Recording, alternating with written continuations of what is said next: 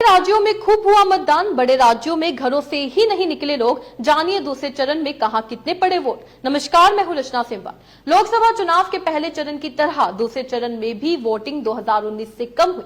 खासतौर से यूपी, बिहार, महाराष्ट्र, मध्य प्रदेश और राजस्थान जैसे बड़े राज्यों में मतदान की उम्मीद से काफी कम रहा है। वजह चाहे गर्मी का प्रकोप कहीं या फिर वोटिंग के प्रति उदासीनता या फिर कुछ और। दूसरे चरण में 13 राज्यों की 89 लोकसभा सीटों पर मतदान 60% के करीब रहा।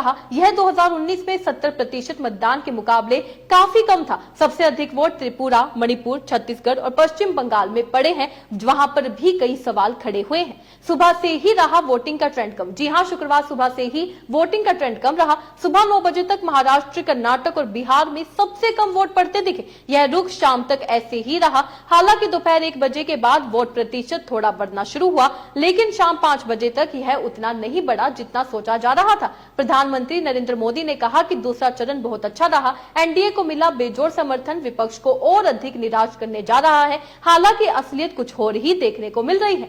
इन खास नेताओं की किस्मत ईवीएम में कैद हुई है। जी हां, दूसरे चरण के प्रमुख उम्मीदवारों में कांग्रेस नेता शशि थरूर, केंद्रीय मंत्री राजीव चंद्रशेखर, अभिनेता अरुण गोविल, कर्नाटक के पूर्व मुख्यमंत्री एचडी कुमारस्वामी शामिल हैं। बीजेपी सांसद हेमा मालिनी, ओम बिरला और गजेंद्र सिंह शेखावत तीसरी बार संसद में पहुंचने की कोशिश में हैं और अब इनकी किस्मत जो है ईवीएम में कैद हो चुकी है।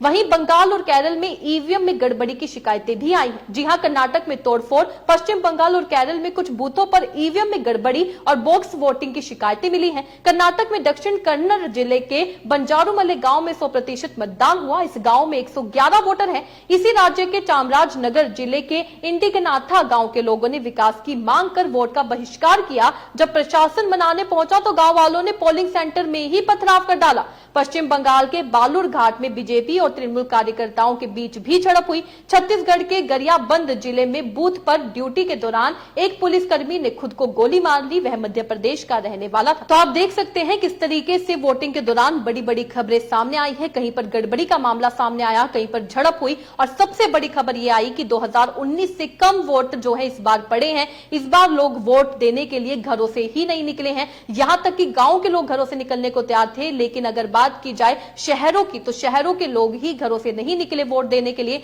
हमारी आप लोगों से यही अपील है, ये एक समय होता है, यह आपकी जिम्मेवारी बनती है कि आप अपने पसंदीदा नेता को आगे आने दें और अपने पसंदीदा नेता को वोट जरूर डालें, क्योंकि वोट करना हर किसी का देश के प्रति जो है उसका धर्म बनता है। इस खबर से आप क्या समझते हैं, अपने राय कमेंट में लिखकर जरूर बताइएगा। इसी तरीके से देश और दुनिया से जुड़ी हर छोटी सी बड़ी अपडेट के लिए FB यानी फ्रंटलाइन ब्रेकिंग न्यूज के साथ बने रहिएगा। धन्यवाद।